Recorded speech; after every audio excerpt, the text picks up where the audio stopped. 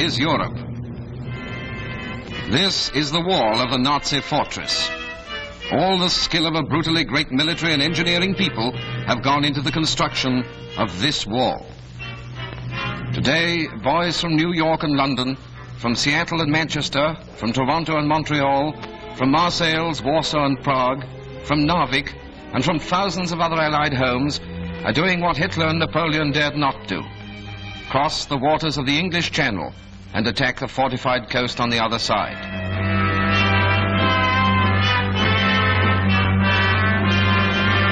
The target is the German army and its leaders, who are probably not smiling today. In the hills of Persia last December, today's fighting on the coast of France was planned and put on the Allied calendar. In Britain, the dispossessed soldiery of Europe prepared for the voyage home. The Dutch, the Poles, the Czechs, the Norwegians remembering the bitter spring of 1940. From the New World came the Americans, and on their own soil, the British, who prepared for a different invasion 4 years ago. All waiting for the signal from the men who had beaten the German in Africa, Sicily and Italy, and were now turning their attentions to the Germans in the West. Invasion was every freighter, luxury liner, transport we could lay our hands on.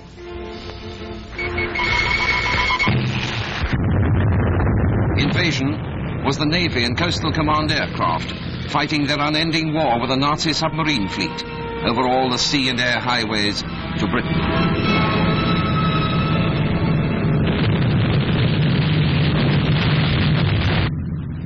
Invasion was the Navy winning that war and making safe landfall with iron treasure from America and the British Commonwealth. The smoky docks against which the Nazis had vainly sacrificed the cream of the Luftwaffe rumbled with the weight of British and American arms and equipment.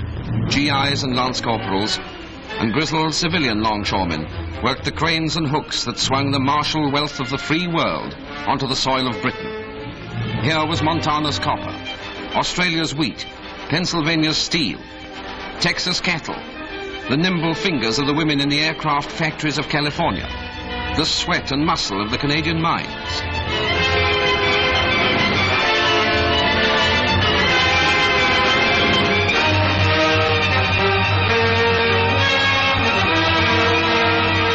Here was the loaded and crated determination of the United Nations to come to a decision this year in Europe.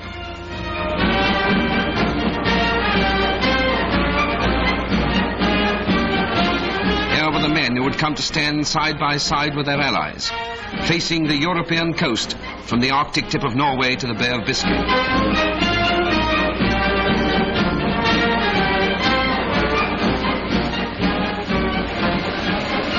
Day and night, the labor went on. At night, too, other guests prepared to visit the Führer without invitation.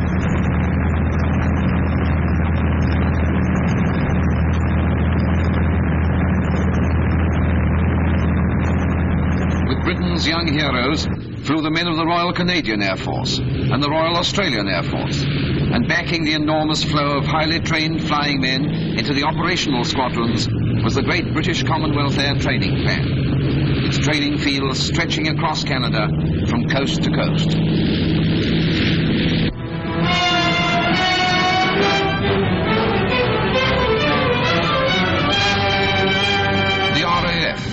Avengers of Warsaw, Rotterdam, Coventry, London penetrated night after night through the dark weather over Europe to pound the strategic factories and concentration points of Hitler's empire. The aircraft factories, the munition works, the truck assembly plants, the power plants, Munich, Hamburg, Cologne, Nuremberg, Brunswick, Frankfurt, Hanover, Essen, Berlin.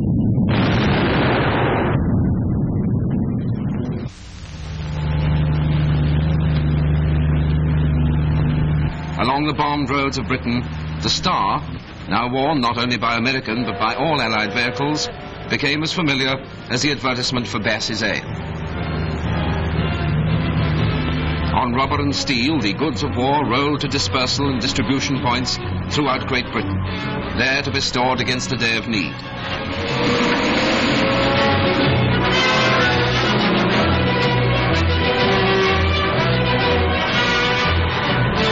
Countless man-hours, tremendous feats of energy and organization went into the job of supplying the greatest invasion force in history. From Allied factories flowed the weapons of freedom. The vast potential of the American industry was being realized and added to the output of Great Britain.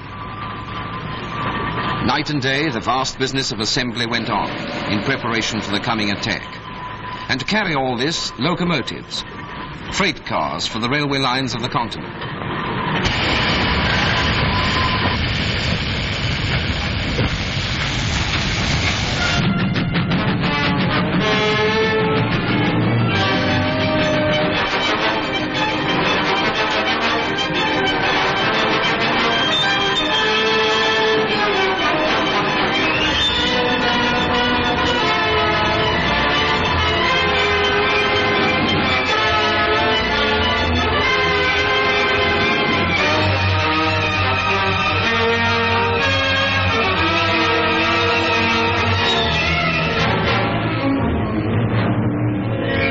Invasion was piled high in Devon and Cornwall, in London and Liverpool.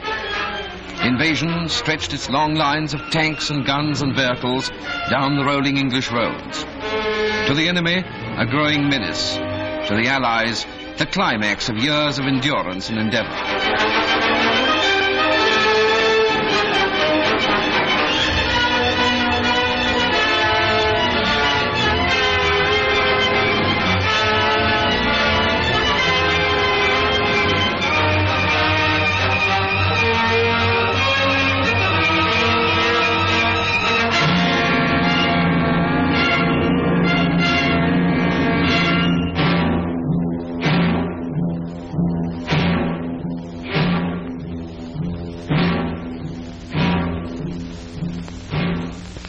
These great stores had to be protected from German air attack. Men of the Home Guard, women of the ATS and Americans stood to the guns.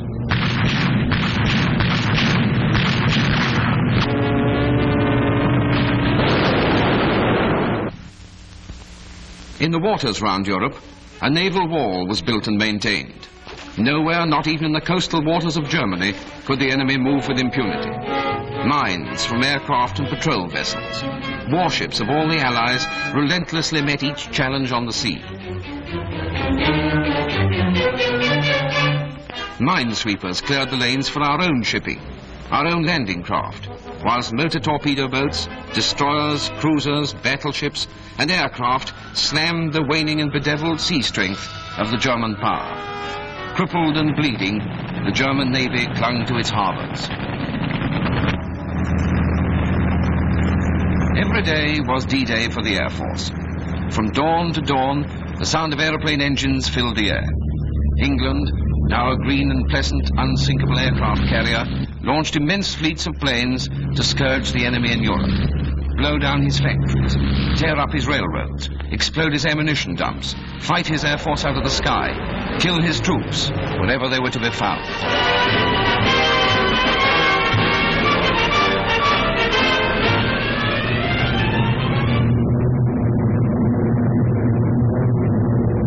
No city in German Europe was safe against the onslaughts of the Dominion and American Air Force and the RAF. Long-range fighters swept the skies all the way to Berlin for the daylight raiders and the forts and liberators.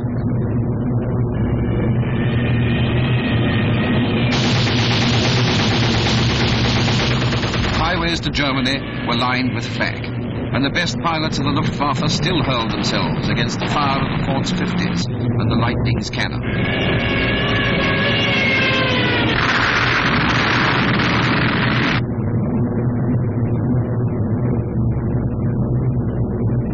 But the bombs were dropped.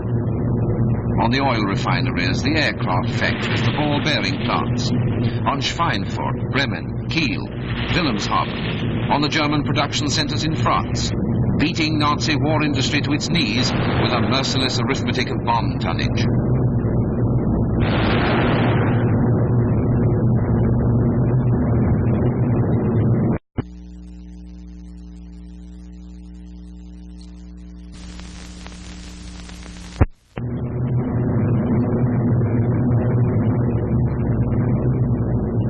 The Nazis were not to be beaten by air power alone. Men on foot, as in Caesar's time, walking into Europe yard by yard, would be needed to break the German army. The infantry of the air maneuvered through the rainy English skies, preparing for paralyzing assaults on inland strategic points in the enemy's defense. Toughened and ready, the paratroops were a threat against which no wall of concrete and steel could be erected.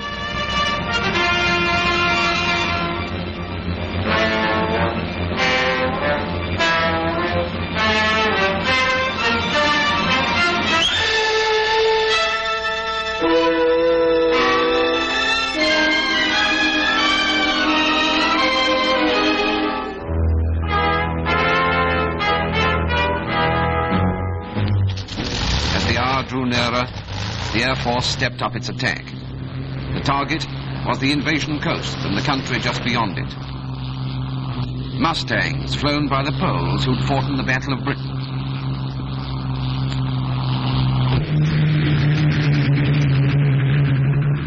Legion bombers flown by the Lorraine Squadron of the Free French, revisiting their native land daily.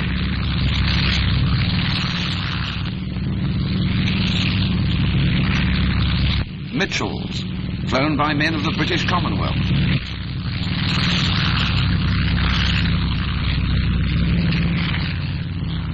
Marauders flown by Americans who fought against Rommel's Air Force in Libya.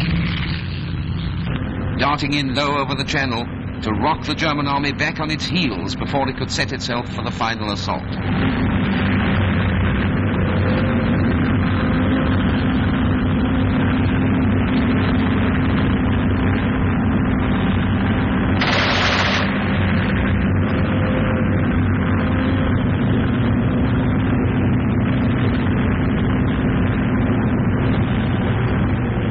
Allied air forces, dive-bombing, strafing enemy airfields, young men, wings and guns, claiming the huge profit of air superiority from the enemy establishment.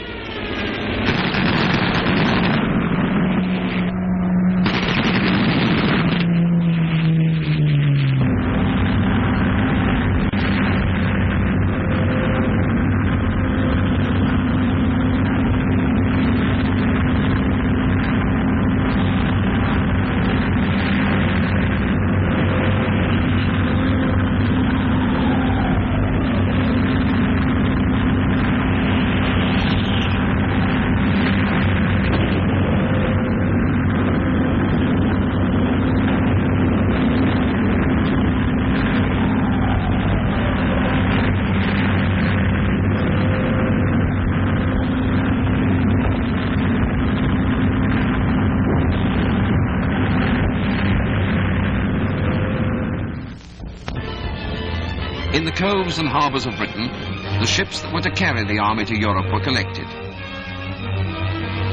All the craft to land men and tanks, men and guns, men and ammunition, men and food, wire, jeeps, medicine, all the craft to institute and carry on an invasion.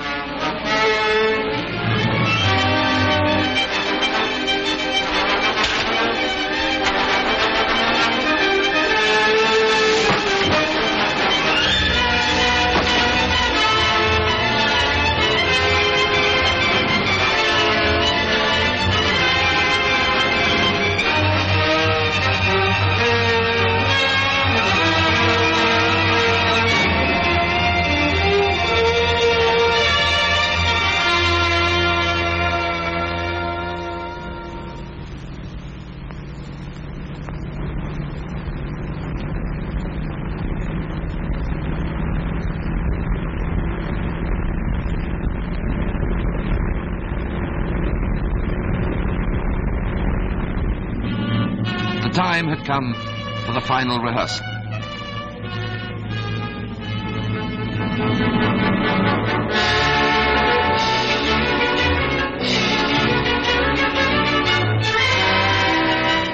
The men who climb onto the beaches of the continent and fall upon the entrenched enemy are rehearsed, practiced and trained to the last detail.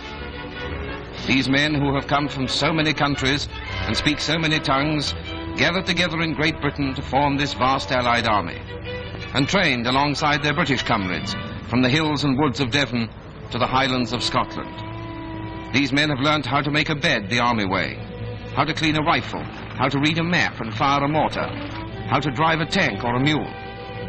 Some of these men had fought the German in Africa, and some of them had left their friends in graves at Alamein, Kasserine, Nereth, and outside Bizerta.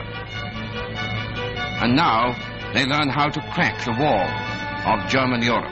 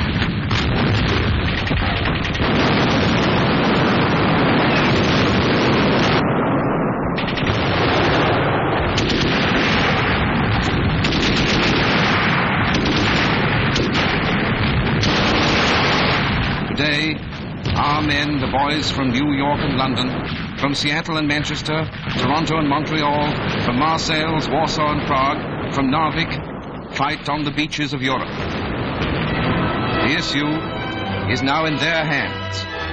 On their gallantry and their strength, our hopes now rest.